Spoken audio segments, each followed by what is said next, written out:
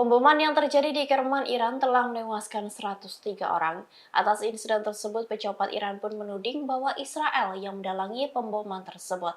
Terkait tudingan itu, Amerika Serikat pun langsung pasang badan untuk Israel. Dikutip dari Tribun News, penasihat senior Presiden Iran mengatakan bahwa Israel dan Amerika Serikat yang bertanggung jawab atas dua ledakan yang terjadi.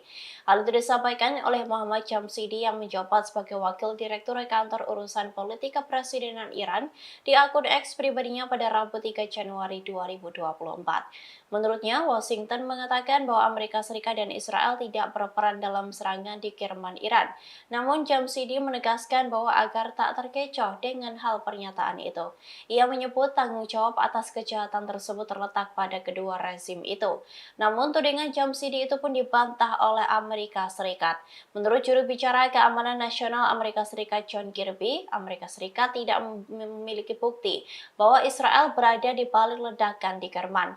Sementara itu, juru bicara Departemen Luar Negeri Amerika Serikat Matthew Miller juga menegaskan bahwa Amerika Serikat sama sekali tidak terlibat dalam dua pemboman tersebut.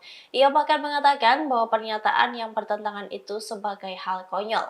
Diketahui sebelumnya telah terjadi ledakan di sebuah acara yang digelar untuk mengenang Soleimani, jenderal tinggi Iran.